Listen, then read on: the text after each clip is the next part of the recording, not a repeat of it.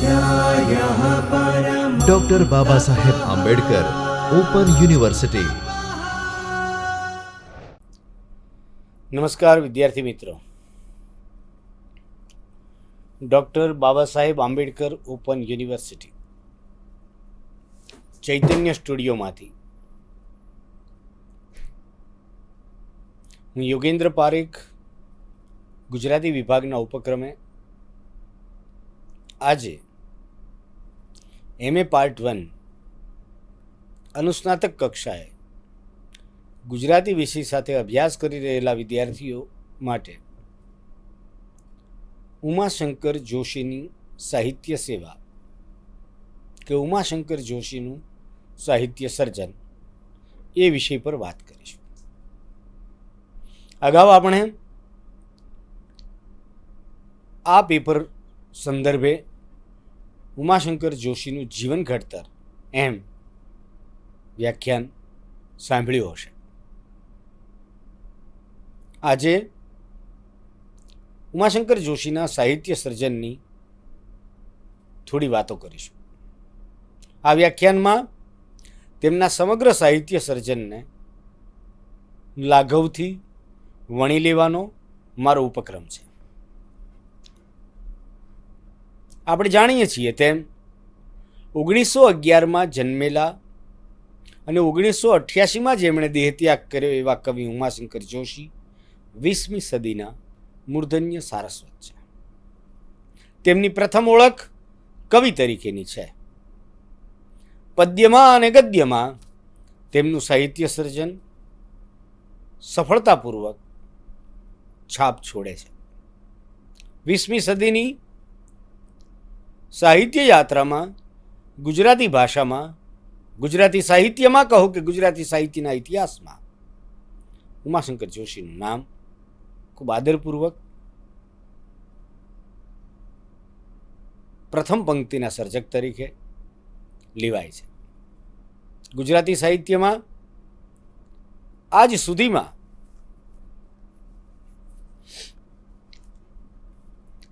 ચાર સર્જકોને ભારતીય સાહિત્યનો સર્વોચ્ચ પુરસ્કાર જ્ઞાનપીઠ આજ સુધીમાં મળ્યો છે। તેમાં ઉમાશંકર જોશી, બીજા ક્રમે પન્નાલાલ પટેલ, જે બાળવયે ઉમાશંકર જોશીના સહાધ્યાયી રહી ચૂક્યા છે, ત્રીજા રાજેન્દ્ર શાહ અને ચોથા સર્જક રઘુવીર ચૌધરી। આ ચાર સર્જકોને જ્ઞાનપીઠ પુરસ્કાર પ્રાપ્ત થયો છે ગુજરાતી સાહિત્યની લગભગ 800 વર્ષની યાત્રામાં।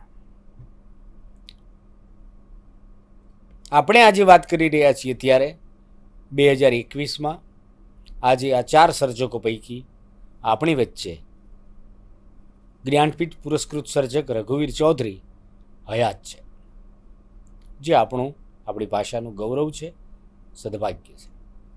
આપણે ઉમાશંકર જોશીની સાહિત્ય યાત્રાની વાત કરીએ તો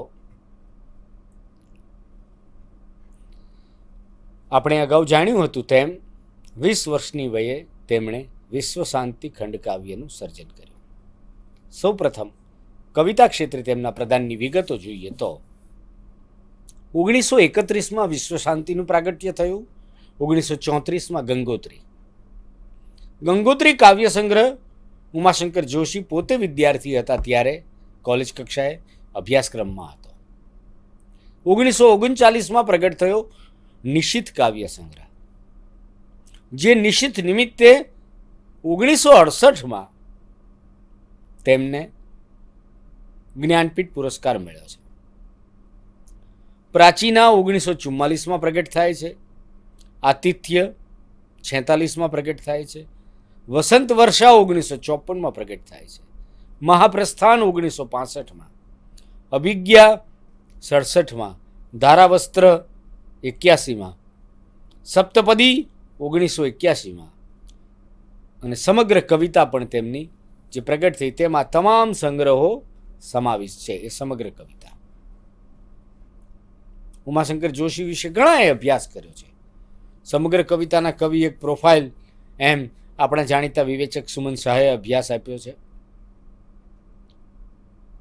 ઉમાશંકર જોશી વિશે સઘન અધ્યયન કહેવાય તે સૌથી મોટો અભ્યાસ આપણા બીજા જાણીતા કવિ વિવેચક શ્રી ચંદ્રકાંત શેઠનો છે. તેમણે ઉમાશંકર જોશી વિશે પીએચડી કર્યું છે અને તે મહાનિબંધ ઉલ્લેખનીય રીતે આવકાર પામ્યો છે. આપણે આપણી યુનિવર્સિટીના વિદ્યાર્થીઓ માટે જે અભ્યાસ સામગ્રી તૈયાર કરી છે તેમાં ચંદ્રકાંત શેઠના મહાનિબંધનો સંદર્ભ ગ્રંથ તરીકે ખૂબ ઉપયોગ કર્યો છે. આટલો ઉલ્લેખ એમની કવિતા વિશેનો છે. કુલ 10 જેટલા કાવ્ય સંગ્રહો છે, ઉપરાંત સમગ્ર કવિતા 1981માં જે પ્રગટ થાય છે. એ પછી પણ એમનું સર્જન ચાલુ રહ્યું છે.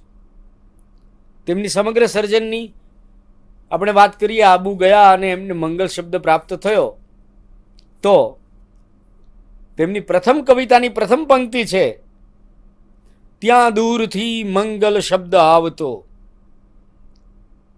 અને છેલ્લા કાવ્યની છેલ્લી પંક્તિ છે, છેલ્લો શબ્દ મૌનને જ કહેવાનો હોય છે. આ બે પંક્તિ વચ્ચે પૂરા 50 વર્ષની કાવ્ય યાત્રા છે. વિશ્વ શાંતિ ખંડ કાવ્યની પ્રથમ પંક્તિના મંગલ શબ્દથી આ સાહિત્ય યાત્રાનું મંગલાચરણ થયું, જાણે આપણને એમ લાગે. અને ગાંધીજી પ્રત્યે આ યુવાન કવિને ભરપૂર આદર. ગાંધીજીના આગમનને વિશે, ગાંધીજીનું આગમન થવું હિન્દની ધરતી પર, જાહેર જીવનમાં, રાજકીય પ્રવાહોમાં, સ્વાતંત્ર્યની ચળવળમાં ગાંધીજીનો પ્રવેશ એને કવિતામાં ઉમાશંકર જોશી કેવી રીતે મઢે છે જુઓ. પુણ્યો ફળ્યા ભારતની પ્રજાના, નોંધી લેજો, પુણ્યો ફળ્યા ભારતની પ્રજાના, અહો મહાભાગ્ય વસુંધરાના. આ ઉમાશંકર જોશી.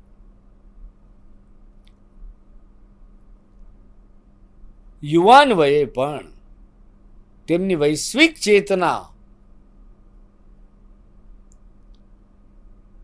ગાંધીજી પ્રત્યેનો આદર અને સમજણનો વિકાસ જે પંક્તિઓ આપે છે એ પંક્તિઓ કેવી છે?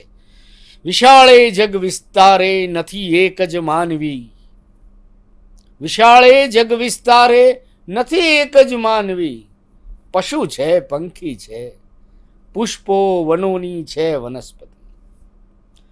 તો પર્યાવરણ સમગ્ર જીવસૃષ્ટિને જીવવાના અધિકારના વૈશ્વિક સ્પંદનો કવિની વાણીમાં ઝીલાય છે. સૌને જીવવાનો અધિકાર છે.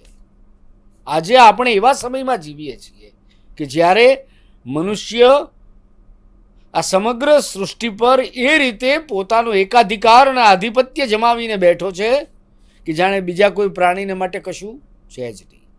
એટલે આપણે વાઘ બચાવો, ચકલી બચાવો ને બેટી બચાવો ને બધા જ આંદોલનો કરવા પડે છે.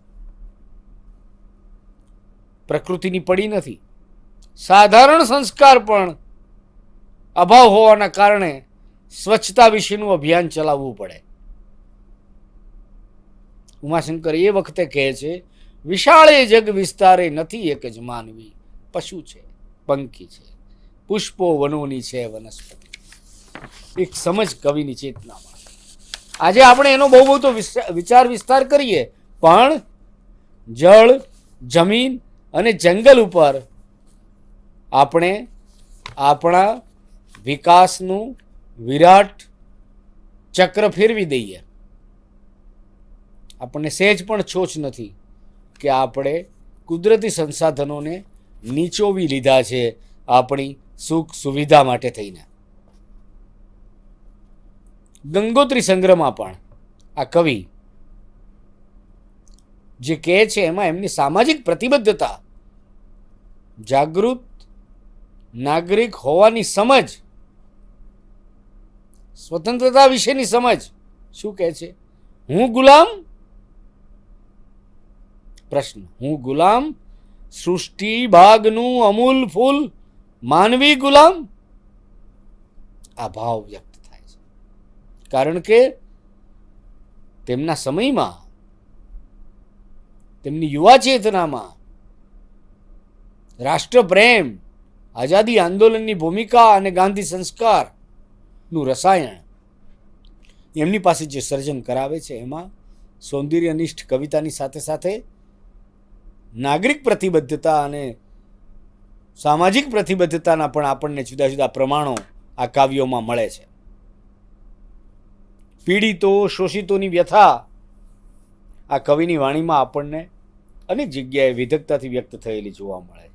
એટલે જ એમણે ઘાણીનું ગીત લખ્યું છે, પહેરણનું ગીત લખ્યું છે, ટોમસ હુડનું કાવ્ય છે સોંગ ઓફ ધ શર્ટ, પહેરણનું ગીત, અને હથોડાનું ગીત મોચી એમની કવિતા. એ કવિતામાં ઉમાશંકર જોશીએ અનુવાદ કર્યો છે. એની પંક્તિઓ જુઓ: રામજી કા રોટલા મોંઘા, લોહી માંસ આટલા સોંઘા. આ તીવ્ર સ્વર છે. અને આગળ આપણે જાણીએ છીએ, ભૂખ્યા જનોનું જઠરાગ્નિ જાગશે, ખંડીરની ભસ્મકણી ના લાધશે. એ પણ ઉમાશંકરની ખૂબ જાણીતી થયેલી રચના છે. નિશિત કાવ્ય સંગ્રહ નિમિત્તે આપણે અગાઉ કહ્યું તેમ જ્ઞાનપીઠ પુરસ્કાર મળ્યો. આત્માના ખંડેર, વિરાટ પ્રણય, નિશિત, લોકલમાં, અન્ન બ્રહ્મ આ નિશિતની જાણીતી રચનાઓ છે. પ્રાચીના અને મહાપ્રસ્થાન. પ્રાચીનામાં મહાભારત, ભાગવત અને જાતક કથાઓ, મહાભારત, ભાગવત અને જાતક કથાઓમાંથી વિષય વસ્તુ લીધું એમણે, અને 7 સંવાદ કાવ્યો આપ્યા છે પ્રાચીનામાં.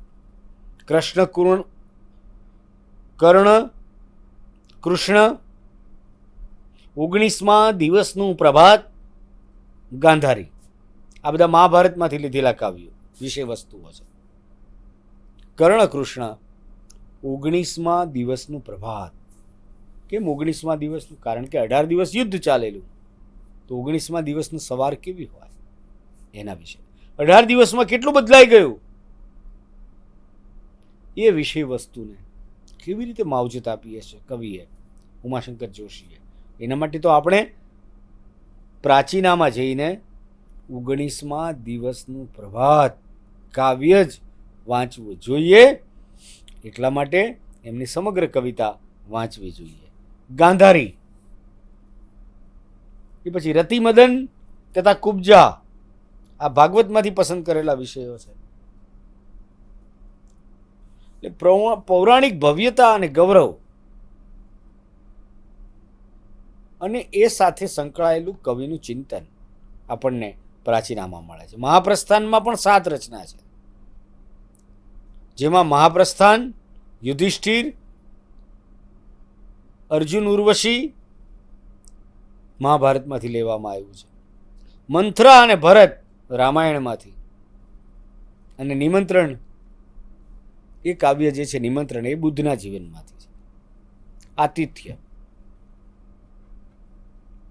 એમાં પ્રણય ગીત છે, વર્ષા ગીત છે, અંજલિ ગીતો છે, વિશ્વયુદ્ધ છે, સ્વદેશ પ્રેમ છે.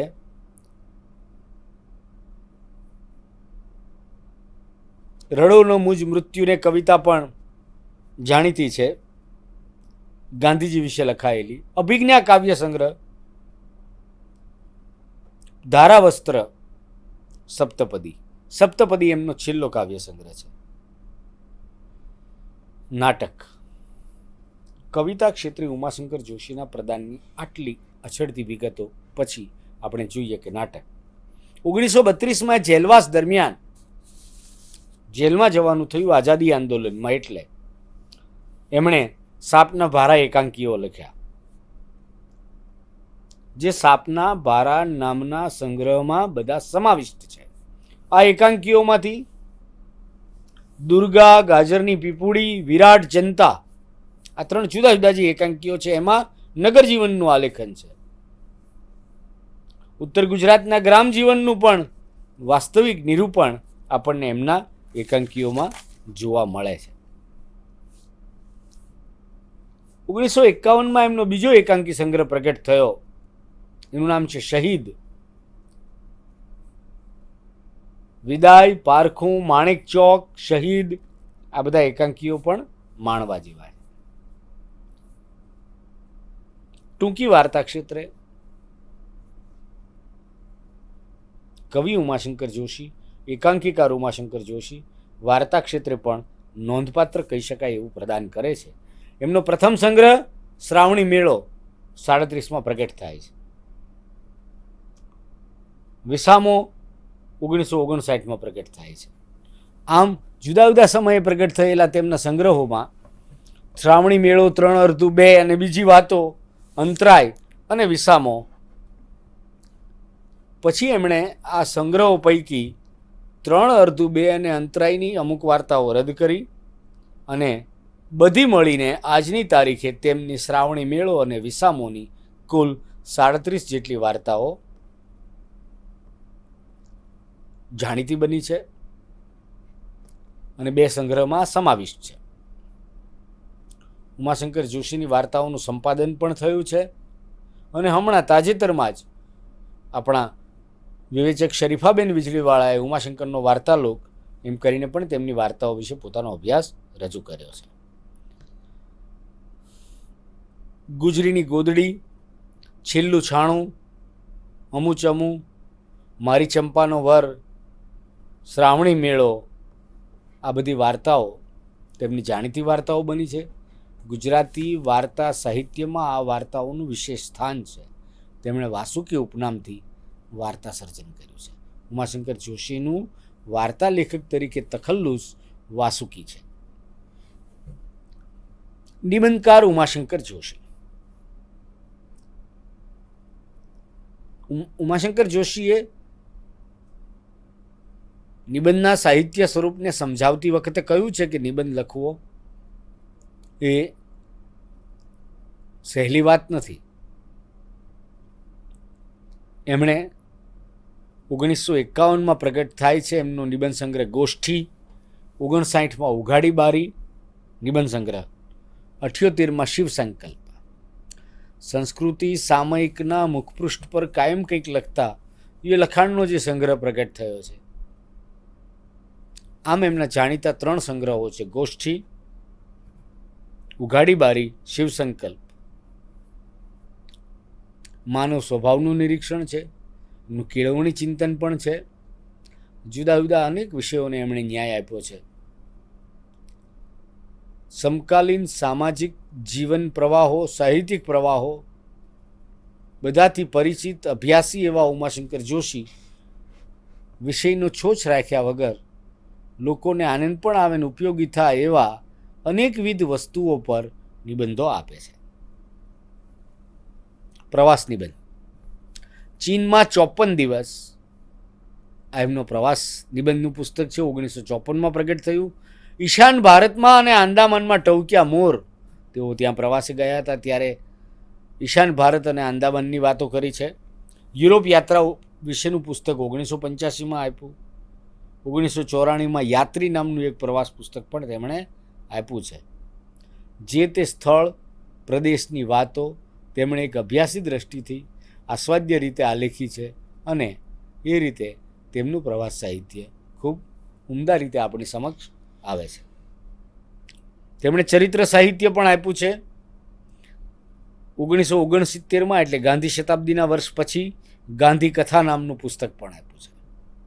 હૃદયમાં પડેલી છબીઓમાં પોતાના સમયના અને પોતાનાથી આગળ થઈ ગયેલા ચિત્ર, કળા, સાહિત્ય, વિવિધ જગતભરના મહાપુરુષો અને જાણીતી વ્યક્તિઓના જેના પ્રત્યક્ષ કે પરોક્ષ સંપર્કમાં આવ્યા હોય અને પોતે પ્રભાવિત થયા હોય એવી અનેક વ્યક્તિઓ વિશે એમણે હૃદયમાં પડેલી છબીઓ એવા 2 ભાગ આપ્યા છે, જે આપને અલગ રીતે જુદા એકમમાં અભ્યાસ કરવા મળશે. જીવનનો કલાધર ગાંધીજી વિશેનું પુસ્તક છે.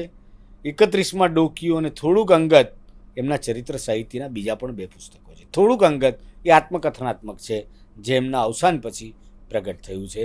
જેમણે અગાઉ લખેલું એમના કુટુંબીઓએ આમની દીકરીએ આત્મકથનાત્મક લખાણોનો આ સંચય આપણને 1991 આપ્યો છે, થોડું અંગત.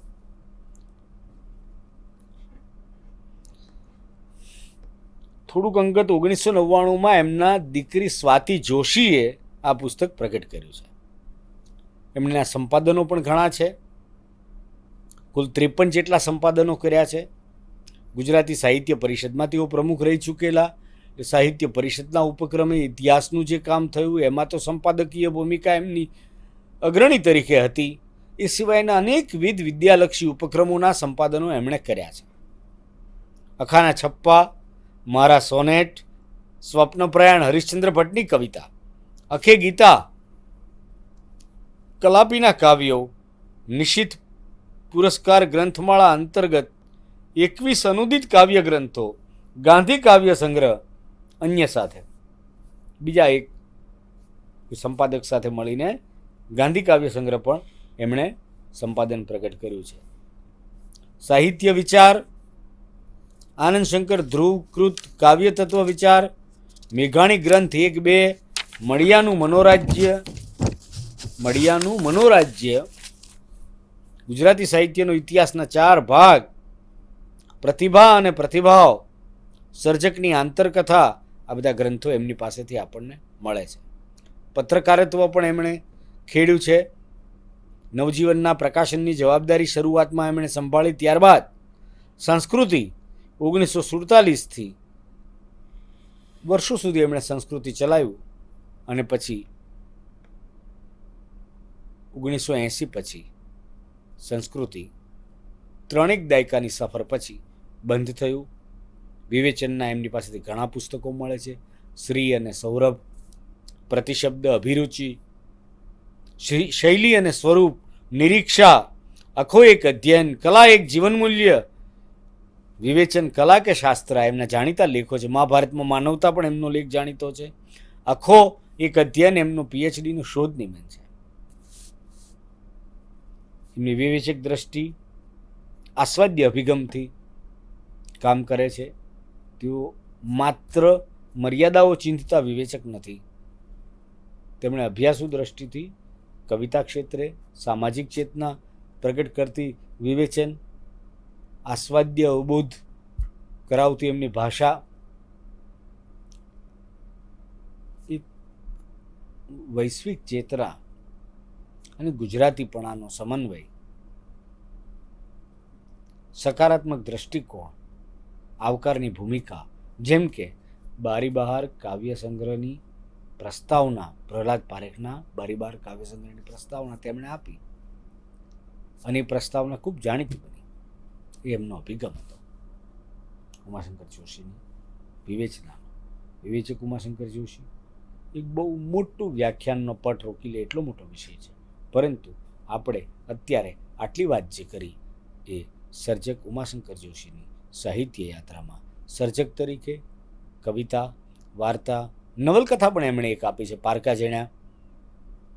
કવિતા, વાર્તા, એકાંકી અને નિબંધ, આ સર્જનાત્મક સાહિત્ય સ્વરૂપોમાં માતબર કહી શકાય એવું પ્રદાન અને કવિ તરીકે બહુ મોટું નામ એવા ઉમાશંકર જોશી સ્વાભાવિક રીતે અનેકવિધ પુરસ્કારોથી પુરસ્કૃત થયા છે. એમાં રણજીતરામ સુવર્ણચંદ્રક અને કેન્દ્રીય સાહિત્ય અકાદમી પુરસ્કાર ઉપરાંત જ્ઞાનપીઠ પુરસ્કારો જેવા 3 મોટા પુરસ્કારોનો પણ સમાવેશ થાય છે.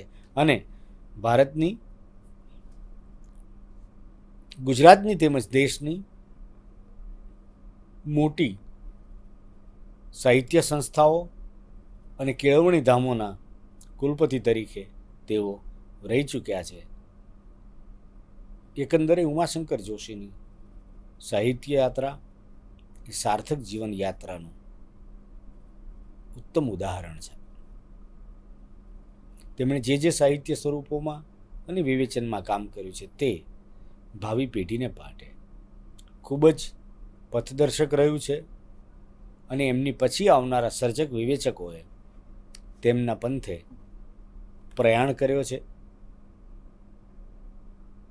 એ પ્રયાણને ભાવાત્મક રીતે જોઈએ તો નકલની પણ અનુસરણ રીતે એ પરંપરાને આગળ ધપાવી છે.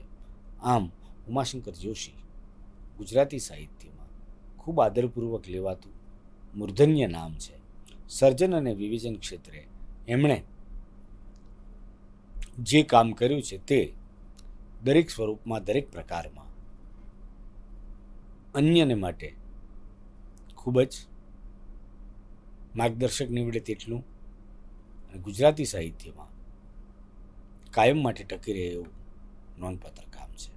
તો આપણે આમ કવિ વિવેચક ઉમાશંકર જોશીની સાહિત્ય યાત્રામાંથી વિગતે પસાર થઈએ, તેમનું સર્જન મેળવીને વાંચવીએ, એકાંકીઓ અને વાર્તાઓ સાથે સાથે સમગ્ર કવિતાનો પણ અભ્યાસ થાય એટલો કરીએ તો આપણો અભ્યાસ સાર્થક રીતે સાચી દિશામાં થયેલો ગણાય. એ રીતે આપણે સૌ ગ્રંથકાર ઉમાશંકર જોશીનો અભ્યાસ કરવા માટે પૂરી સજ્જતા કેળવીએ તો આપણને તેમના જેવા અન્ય સમકક્ષ સર્જકો વિશે વાંચવાની જિજ્ઞાસા થાય અને એમ આપણા અભ્યાસનું એક વર્તુળ પૂરું થાય. ખૂબ ખૂબ શુભેચ્છાઓ સાથે ફરી મળીશું નવા વિષય સાથે. આભાર. ધન્યવાદ. स्वाध्यायः